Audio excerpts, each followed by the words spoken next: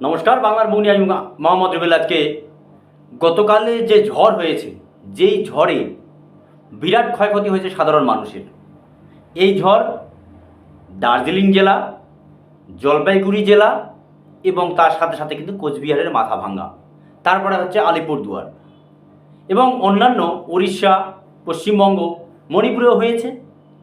দেশের স্বরাষ্ট্রমন্ত্রী তিনি ফোনে সমস্ত মুখ্যমন্ত্রীদের সঙ্গে পরিস্থিতি জানার চেষ্টা করেছেন, সবই ঠিক আছে। কিন্তু প্রশ্ন হচ্ছে, ভিডিওতে আজকে সেই বিষয়ে কথা হবে যে এই যে ঝড় একটা হয়ে গেল, বিরাট একটা তাণ্ডব, যার গতি দেখে মনে হচ্ছিল এটা কালবৈশাখী ঝড় অবশ্যই নয়। কিন্তু সেই ক্ষেত্রে প্রশাসনিক লেভেলের যে তৎপরতা, অর্থাৎ আবহাওয়া দপ্তরের যে যারা আধিকারিক রয়েছে তাদের কাছে কেন কিছু খবর ছিল না? Number one. নাম্বার দুই, টেকনোলজি অনেক অ্যাডভান্স, আবহাওয়া দপ্তরের বর্তমানে অনেক আধুনিক দুনিয়া, আধুনিক পরিকাঠামো, কেন আগাম খবর দিয়ে সাধারণ মানুষকে নিরাপদ স্থানে নিয়ে যাওয়া হলো না?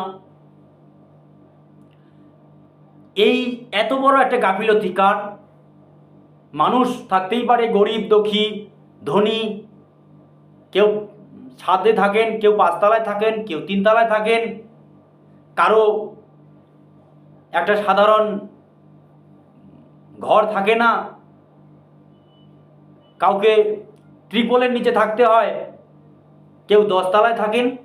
এইভাবে নিয়েই আমাদের সমাজ ব্যবস্থা। সেই পরিস্থিতিতে কেন আবহাওয়া বিভাগ, আবহাওয়া দপ্তর কেন আগাম কোনো সতর্কতা জারি করেনি যে এরকম কিছু একটা হতে পারে? তার আগে সতর্কবার্তা। এই খবর আসতে আসতেই রাজ্যের মাননীয় মুখ্যমন্ত্রী মমতা বন্দ্যোপাধ্যায় তিনি মহুয়া মৈত্রের সমর্থনে একটি সভা করেছিলেন। এই খবর পাওয়ার সাথে সাথে তিনি উত্তরবঙ্গের উদ্দেশ্যে তিনি বিশেষ হেলিকপ্টারে করে তিনি সরাসরি জলপাইগুড়ি, ময়নাগুড়ি এবং তিনি সদর হসপিটালে তিনি যান এবং সাধারণ যাদের বাড়িঘর ভেঙে চুরমার হয়েছে, আপনারা সেই ছবিতে দেখছেন, তাদের সঙ্গে মাননীয় মুখ্যমন্ত্রী কথাও বলেন। সবই ঠিক আছে। আজকে রাজ্যপাল এসছে, বিরোধী দলনেতা আছে, সবই আছে, কিন্তু এখনও জাতীয় বিপর্যয় ঘোষণা করা হয়নি। যেই ঘটনাটা ঘটেছে, যে ছবি আপনারা দেখছেন, গোটা সোশ্যাল মিডিয়া, গোটা দেশের মানুষ, গোটা পৃথিবীর মানুষ সোশ্যাল মিডিয়ার মাধ্যমে জানতে পেরেছে, মিডিয়ার মাধ্যমে জানতে পেরেছে, কিন্তু সেই ঝড়টা কী ঝড় এখনও পর্যন্ত আবহাওয়া দপ্তর সুনিশ্চিত করতে পারেনি। এটা যে কোনো সামুদ্রিক ভয়ানক টাইফুন বা টর্নেডো কি নয়, তার উৎপত্তি কোথায়, সে নিয়ে এখনও কিন্তু তাদের সঠিক কাজ এখনও উদ্ধার করতে পারেনি আবহাওয়া দপ্তর।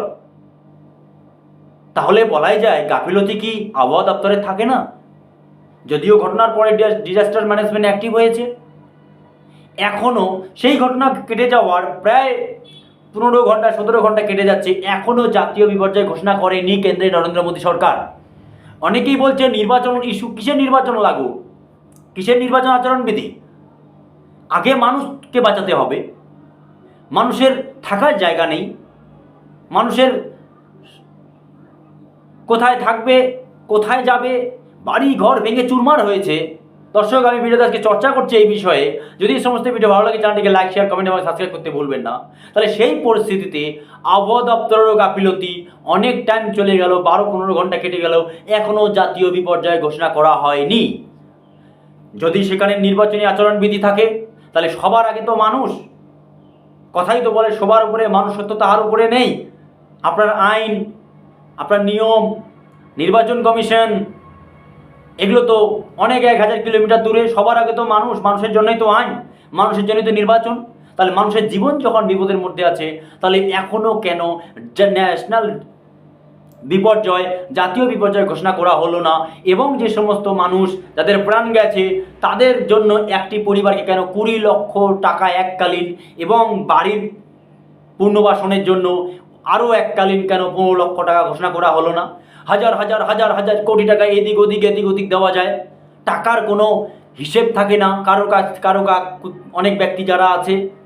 কিন্তু দেশের সাধারণ মানুষ যখন এরকম বিপদে পড়ছে, জানি না কী কারণে যে অবস্থা দেখা যাচ্ছে দর্শক, তাদের কিন্তু খুব গরিব মানুষ, তারা একদম কেউ ত্রিপলে থাকেন, কেউ হয়তো টিনের ঘরে থাকেন, কিন্তু টিনের ঘরটা তাও এতটা তাদের শক্তিশালী নয়। কিন্তু তাদের বেলায় যদি নির্বাচন আচরণবিধির বিষয়টা থাকে, তাহলে অবশ্যই সর্বদলীয় বৈঠক ডাকা উচিত ছিল।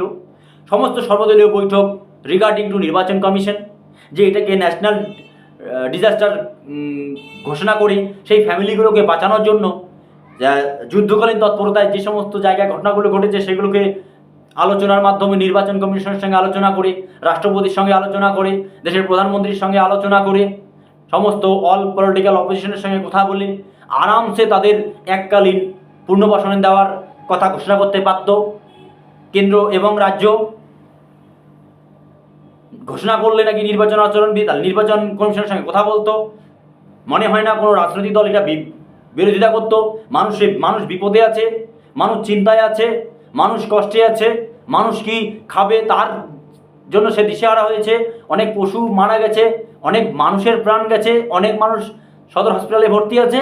তাহলে এত বড় একটা ডিজাস্টার ম্যানেজমেন্ট যখন হয়ে গেল, এখনও কেন জাতীয় ডিজাস্টার ঘোষণা করা হলো না, জাতীয় বিপর্যয় কেন ঘোষণা করা হলো না? এটা ভিডিওর মাধ্যমে আমি দৃষ্টি আকর্ষণ করছি কেন্দ্রে নরেন্দ্র মোদী সরকারের কাছে, দৃষ্টি আকর্ষণ করছি এই রাজ্যের মুখ্যমন্ত্রী মাননীয় মমতা বন্দ্যোপাধ্যায়ের সামনে। কারণ দিদি যথেষ্ট এই রাজ্যের মাননীয় মুখ্যমন্ত্রী, তিনি এদিক ওদিক ঘোরাফেরা করেছেন, ঠিকই আছে। নির্বাচন আচরণবিধি আছে, সেটাও ঠিকই আছে। কিন্তু আজকে সমস্ত অল পলিটিক্যাল পার্টি মিটিং তো নির্বাচন কমিশন মিটিং করে তাদের জন্য নিহতর প্রতি 20 লক্ষ টাকা এবং যাদের বাড়িঘর ভেঙে গেছে তাদেরকে এককালীন 10 লক্ষ টাকা করে ঘোষণা করতে পারত। এবং আমি ভিডিওর মাধ্যমে দৃষ্টি আকর্ষণ করছি তাদের পুনর্বাসনের জন্য immediate disaster management, national disaster management ঘোষণা করে সমস্ত মানুষের পুনর্বাসনের ব্যবস্থা করুক কেন্দ্রে নরেন্দ্র মোদী সরকার। ন্যাশনাল ডিজাস্টার ম্যানেজমেন্ট ঘোষণা করে সেই সমস্ত জেলার ডিএমকে দিয়ে ইমিডিয়েট কাজ করার প্রক্রিয়া শুরু করুক, যাতে মানুষ ভালো থাকে, সুস্থ থাকে। সেই জন্যই তো আমরা বলি ভারতীয় সংবিধানে অফ দ্য